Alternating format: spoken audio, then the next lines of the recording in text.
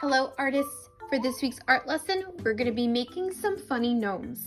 I'll show you how you can draw a gnome using some simple lines and shapes, and then you get to choose what object you want your gnome to hold in between their hands. It could be related to maybe your favorite hobby or your favorite activity or an upcoming holiday or something that goes along with the wood gnome theme. For example, I did some 4-leaf clovers for St. Patrick's Day coming up. Another good idea would be I did a paint palette and a paintbrush. Maybe this is an artist gnome. It's up to you. Once we have our gnome drawn with their object in their hands, you get to choose what outdoor wood and forest designs and details you'd like to add in the background. For this lesson, you need a white piece of paper, a pencil for drawing, an eraser in case you make a mistake. It'd be a very good idea to outline before you color, so any kind of black marker or crayon will work. And when it comes to coloring, you can use the materials of your choice. Some simple markers and crayons will work perfectly fine. And if you want to get creative and take out some paint or pastels, you could also work with those. So let's grab all our stuff and get ready to make some funny gnomes. Before we begin to draw, let's take our paper and turn it vertical, straight up and down. Since our gnome is going to have a tall pointed hat, we need to hold our paper vertical to make sure we could fit both the hat and the body of the gnome. Now we're going to start towards the center of our paper, and we're going to begin with the gnome's nose, because we're not going to see all of its face because the hat kind of comes down and covers its eyes, and then the rest of its bushy-tailed beard comes below the hat. So right in the center, I'm going to start with a nice size oval for the nose of my gnome. Now I'm drawing with a marker so everyone can see on the camera, but you should definitely be drawing with a pencil so you can erase if you make a mistake. From the side of the nose, I'm going to start the bottom of the hat. So on both sides, I'm going to curve out once and twice.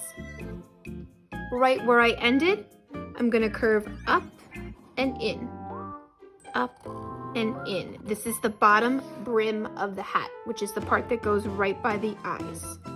I'll go towards the edge and not all the way to the edge. I want to leave a little bit of space, and I'm going to come up with a wavy line to a point. Now I have a choice on how I want to end the hat. I could curve it and maybe make a little swirl if I wanted. I could curve it and come in and out. It's up to you. I'm going to curve it, come in, and then come back out, down to the other side. So you can choose what type of ending you would like for your hat. If you don't want it to curve out, you could always swirl it around, almost like a snail shell. It's up to you. You could even make a little pom-pom if you want it at the end. Your choice. Below, I'm going to start the beard. So right underneath the hat, I'm going to make 2 curved lines that come down. But I'm going to stop before I go any further so that I can put the hands in front of the beard so that I have them look like he's holding something in front of him. So I'm going to make almost like a sideways heart. Once and twice. Make sure they look big enough. If they look a little too small, fix them before you move on. And then in between the hands is where I will put the end of the beard. So I'm going to kind of make a jagged line. It comes down to a point and comes back up. And you can make the beard as long as you want it to be. Underneath the hands on both sides, I'm going to start the body.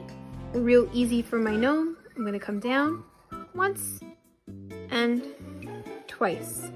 Again, if it doesn't look big enough, just extend the lines, or if it looks a little bit too long and you don't have room for his shoes, just erase it and make it a little bit shorter. Okay, right at the ends of the lines, we're going to stop. We're going to make a curve for the top of his shoes on both sides. Come down across. And one more time around for the sole of the shoe or the very bottom. And I like to make the shoes look shiny, so I'm going to make a little shiny mark with a small triangle on the shoes. Makes it look a little bit more funny and cartoon-like. And that space in between the shoes just gets connected right across to finish the body of the gnome. Now this is the basic shape of your gnome. Once you have it drawn, you get to decide what object you want your gnome to hold in between its hands. And it could be up to you what type of object you want. It could be maybe your favorite sport is baseball. You want to do a baseball glove or a baseball bat. Maybe you love football and you want to put a football in between his hands. Maybe you want to make an artist gnome and you make a paint palette or a paintbrush. Maybe you want it to go along with a holiday like Easter or St. Patrick's Day. So maybe he's holding like an Easter egg or a 4-leaf clover. Whatever you would like him to hold in between his hands is up to you. I'm going to make my gnome hold a book. I'll make it look like he's reading. So I'm going to have an open book in his hand.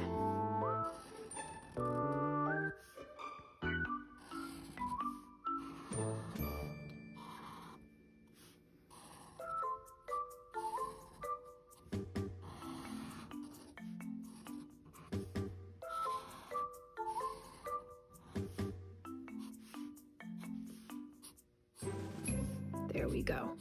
And I'll call it Troll Stories. Maybe my gnome's reading all about trolls. He wants to see what they're all about. Okay, so there we go. I can have him holding a little book in between his hand.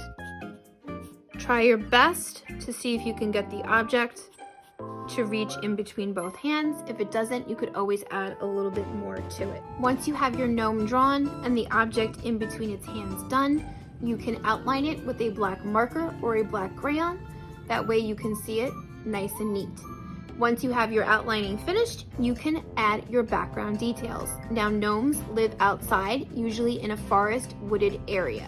So you can think of things like grass and dirt and flowers and mushrooms and maybe clovers and bushes and plants and trees that you can add behind your gnome. A gnome is also usually pretty small, so when you are drawing those objects behind it, they could be much bigger than they usually would be. So if I'm going to make a mushroom, instead of making it this small, I would make it much larger. Once you have your ideas planned out, you can draw them behind your gnome. Remember, it's overlapping, so stop when you hit something. It should look like the gnome is in the front and the objects are behind it. And there's my background all drawn. I decided to put some dirt and some grass and some trees. Remember, it would be much bigger since my gnome is small, so it goes all the way to the top of the page. A nice big mushroom and some flowers. You could get as creative as you want with your wood and forest details. You don't have to put everything behind them, but maybe 1 or 2 things would look really good. And don't forget the ground for the gnome to be standing on, whether it's dirt or grass is up to you. Once you have it all drawn, you get to color it in with crayons, markers, or the materials of your choice.